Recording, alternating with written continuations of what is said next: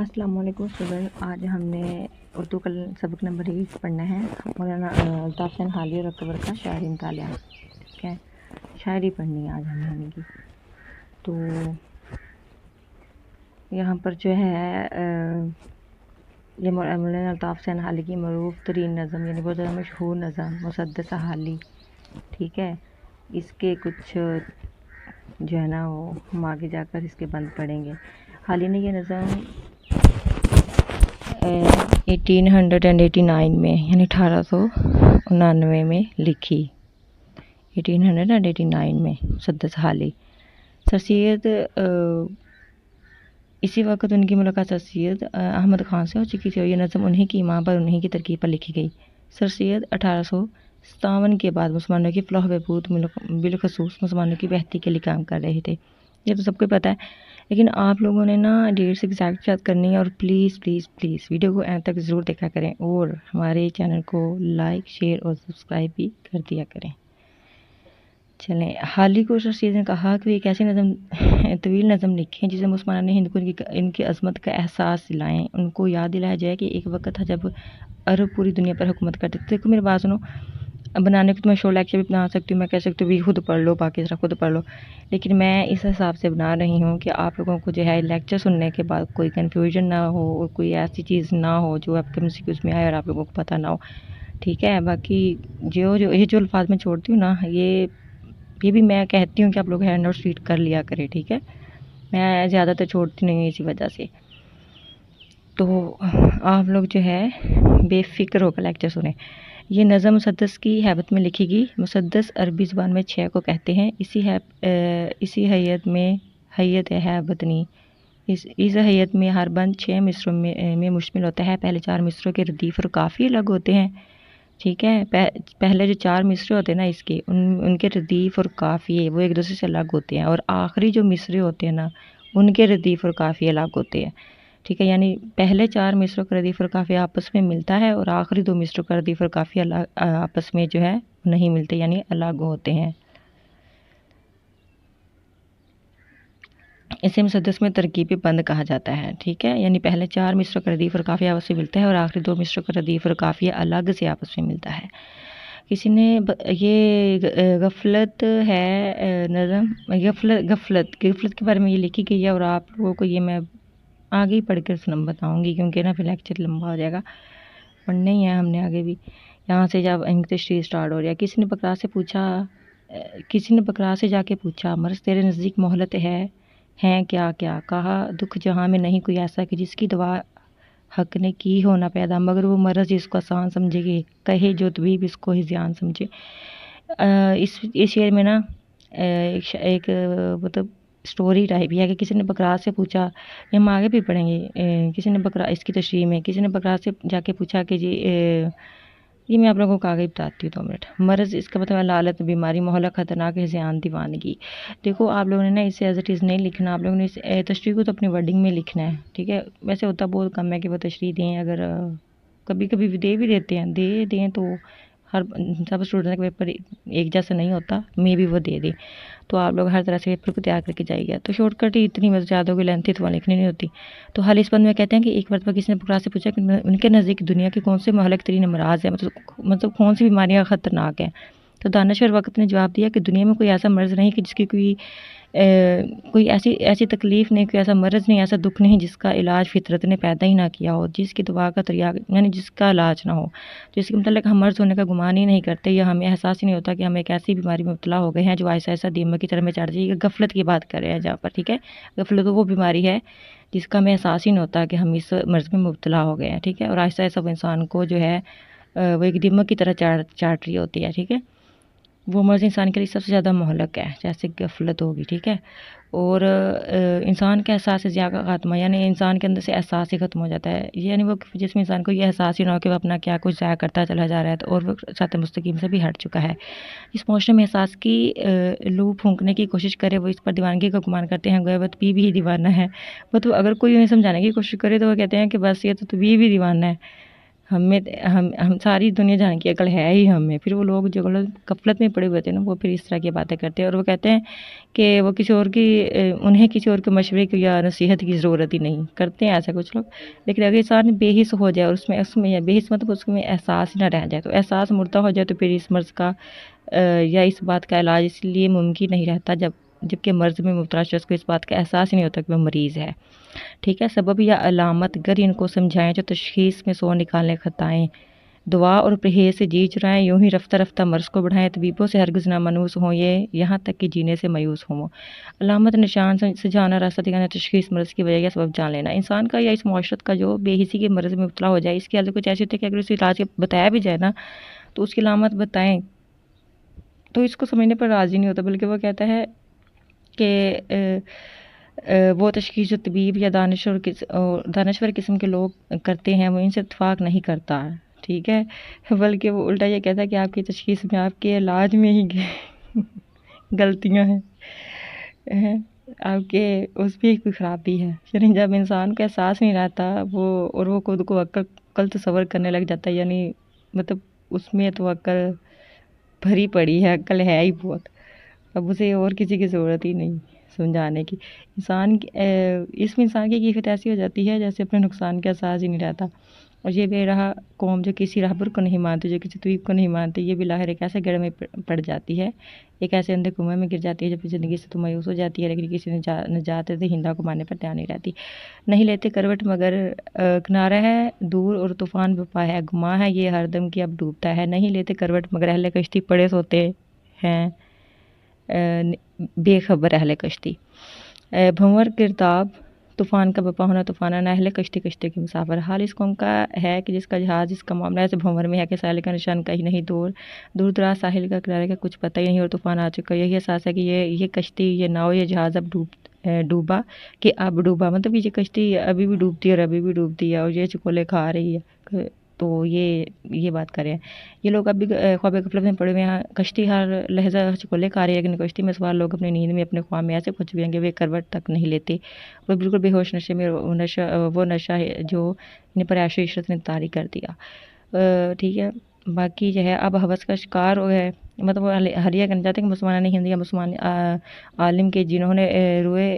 عرضی پر اپنے خاصی امتیازات کے باعث، اپنی جفاکشی کے باعث، اپنی صداقت بیان اور حق پر یقین کے باعث کبھی حکومت کیا، اب ہوس کا شکار ہو گئے، اب عیش و عشرت میں پڑ گئے، ٹھیک ہے۔ ہم نے یک کے بعد دیگر شکستوں کا سامنا کرنا پڑا، ٹھیک ہے، ایک کے بعد دوسری جو ہے شکست کا سامنا کرنا پڑا انہیں۔ وہ لوگ جو 1000 تک ہندوستان پر قابض تھے، وہ اب انگریزوں کی حاکمیت تلے آ گئے تھے، پھر انگریزوں نے حکومت کر لی نا۔ اب وہ کہتے ہیں کہ وہ اس بات کا احساس ہی نہیں ہونے کہ وہ صراط مستقیم جس کا راستہ انہیں قرآن پاک نے بتایا ہے، وہ راستہ جس کی تفسیر نبی کریم صلی اللہ تعالیٰ علیہ وسلم نے کی تھی، اس راستے کی طرف دیکھنے کو تیار ہی نہیں، ٹھیک ہے، کہ وہ غفلت میں پڑ گئے تھے۔ پر اس قوم کی غفلت وہی ہے، تنزل بھی اپنے قناعت وہی ہے، ملے خاک میں مگر اونت وہی ہے، ہوئی صبح اور خواب راحت وہی ہے، نہ افسوس انہیں اپنی ذلت پہ ہے کچھ، نہ رشک اور قوموں کی عزت پہ ہے کچھ۔ تنزل زوال قناعت سکون اطمینان اونت غرور خواب غفلت پرسکون ذلت رسوائی، ٹھیک ہے۔ وہ اہل مشرق کی جن سے اہل مغرب میں روشنی ایسے گئی تھی اور علم کی روشنی کے چراغ جلائے تھے، یعنی اہل مغرب نے بھی اہل مشرق سے جو ہے وہ علم جو ہے نا وہ ان سے سیکھا تھا، یہ بتا رہے ہیں وہ یہاں پر۔ اور ان اہل مشرق کو اس بات کا احساس تک نہیں رہا کہ دراصل یہ علم تو ان کا سرمایہ تھا، ٹھیک ہے۔ وہی غرور، وہی تمکنت، وہی تکبر، وہی احساس برتری، گویا ایک کھوکھی کیفیت کی جس کی حقیقت کچھ بھی نہ ہو، لیکن احساس یہی رہے کہ ہم سب سے بالا تر، ہم سب سے بہتر ہیں، اپنی حقیقت کا ادراک کیے بغیر اب ایک مرتبہ پھر وہ دور آ گیا ہے کہ جس میں جدوجہد کرنا ہوگی۔ اس قوم کی حالت یہ ہے کہ نہ تو اپنے لٹنے کا احساس، نہ ہی دوسری قوموں سے یہ لوگ سیکھنے کے لیے تیار ہیں۔ وہ لوگ جو کبھی علم کے لیے مسلمانوں کی طرف دیکھتے تھے، وہ لوگ جن کو مسلمانوں کے نام سے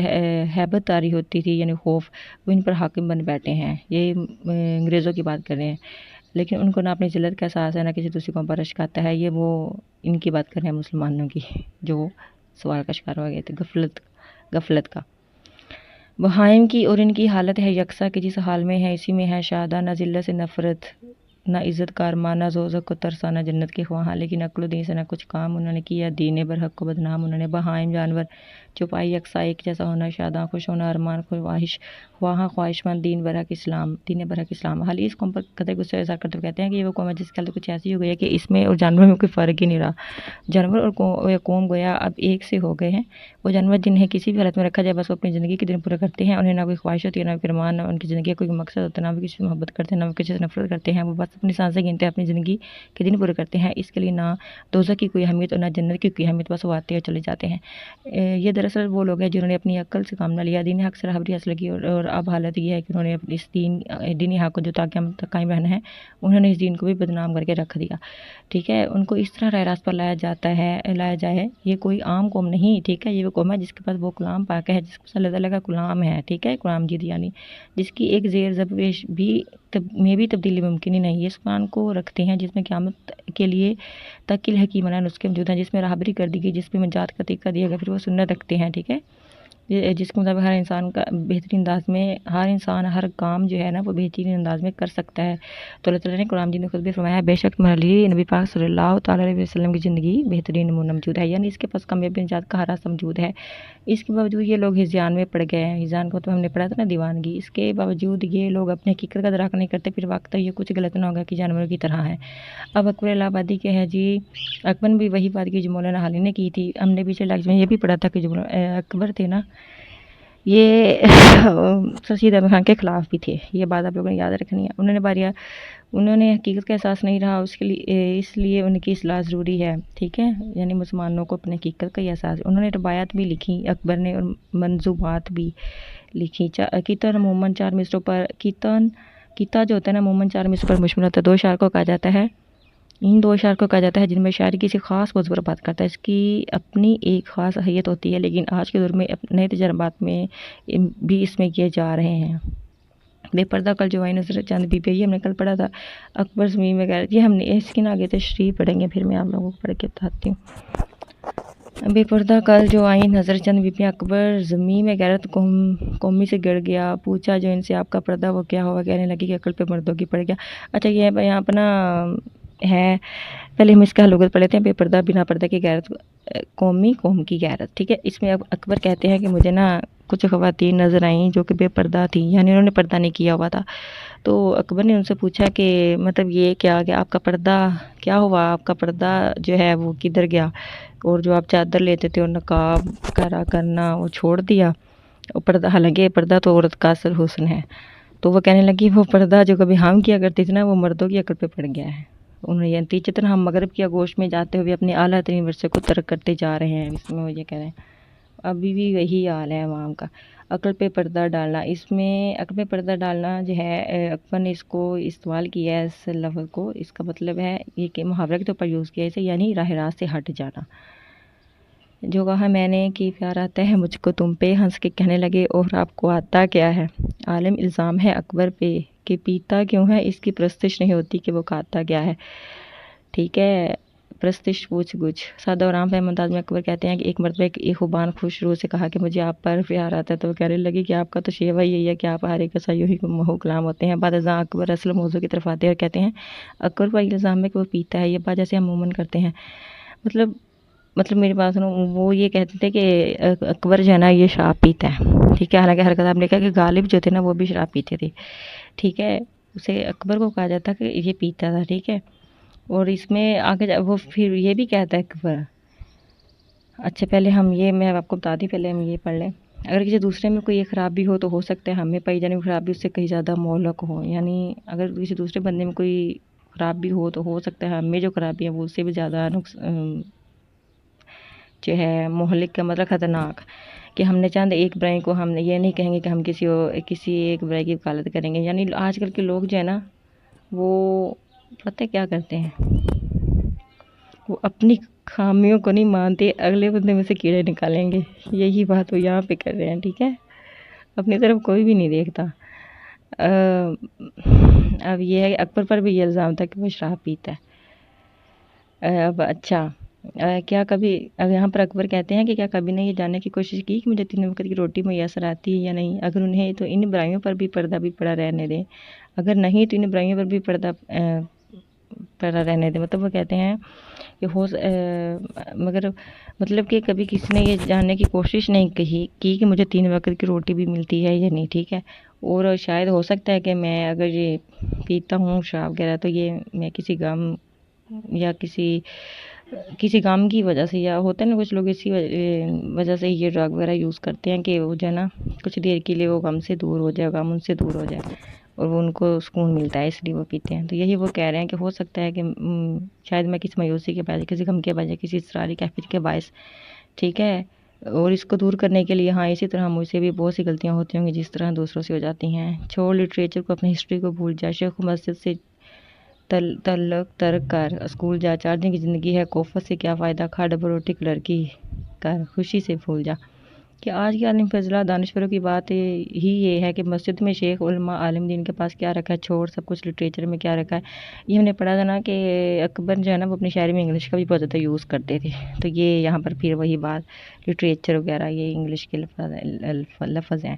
جو عیش و عشرت کی بات کرتا ہے، عورتوں سے، عورتوں کے ان کے حسن و جمال کی بات کرتا ہے۔ ہسٹری کی کوئی ضرورت ہے نہ اسکول جانے کی کوئی ضرورت، اور مسجد میں ملا سے قدیم قسم کا ہی علم ملے گا، لہٰذا بہتر ہے کہ اسکول جا، مغربی تعلیم حاصل کر۔ ڈبل روٹی سے مغربی تہذیب مراد ہے جیسے ہم اپناتے چلے جا رہے ہیں۔ اکبر کہتے ہیں ڈبل روٹی کھا کر مغربی روایت اپنا۔ مسلمان اپنی تعلیم، اپنی تہذیب اور اپنی روایت، اپنے عمل، اپنے اسلاف کے درس کو ترک کر کے یعنی چھوڑ کے مغربی تہذیب کو اپنا لے، ٹھیک ہے، وہ یہ کہنا چاہ رہے ہیں۔ انہوں نے نا جو شیخ صاحب تھے، انہوں نے شیخ پر بھی تنقید کی تھی۔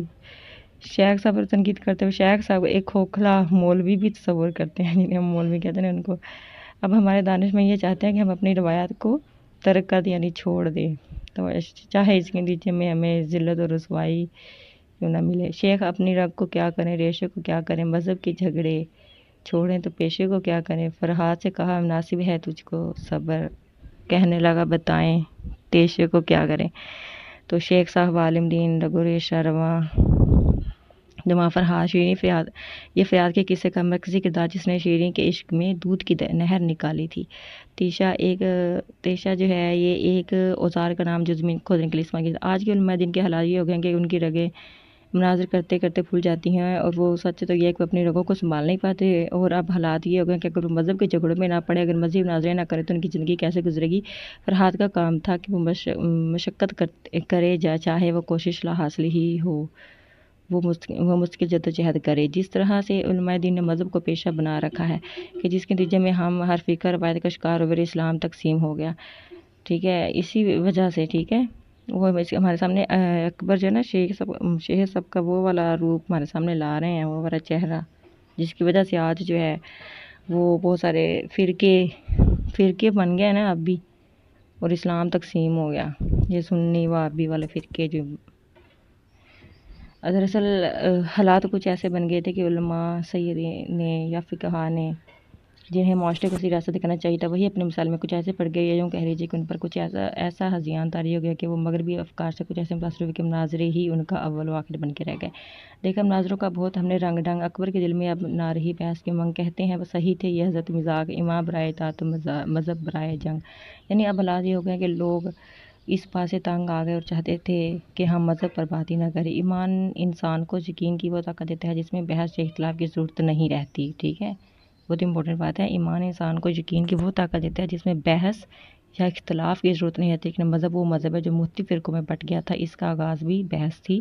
اور اس کا انجام بھی بحث۔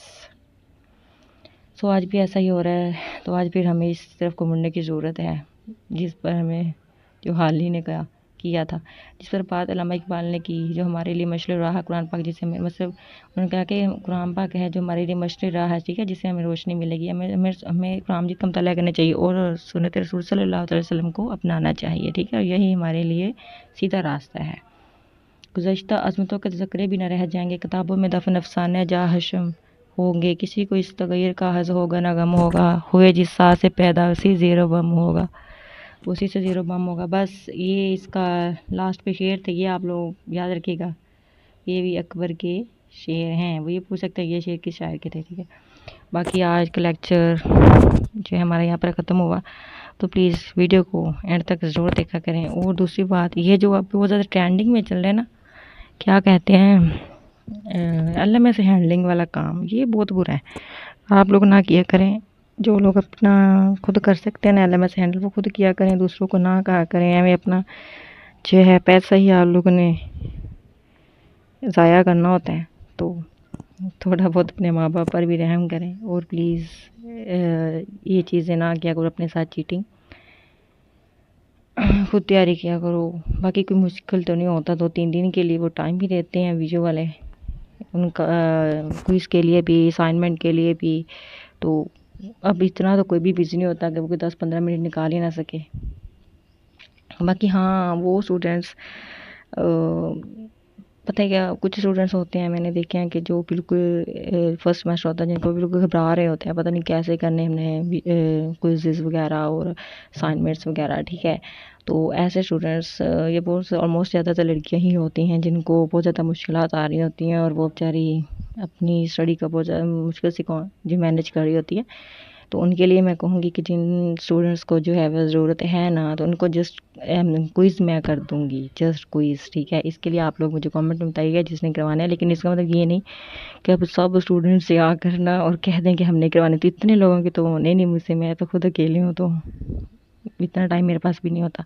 لیکن ہاں ان اسٹوڈنٹس کو جو واقعی ڈیزرونگ اسٹوڈنٹس ہیں، ان کو بہت زیادہ ضرورت ہے، یا ان ایکٹیویٹیز کی وجہ سے ان کی جی پی اے ڈاؤن ہو رہا ہے، تو ان کو میں انشاءاللہ ضرور کر کے دوں گی، ٹھیک ہے۔ جو انسان کہے وہ پورا کرنا چاہیے، انشاءاللہ کروں گی۔ باقی تھینک یو سو مچ، اور ہمارے لیکچر کو لائک، شیئر اور سبسکرائب ضرور کیجیے گا، اور وہ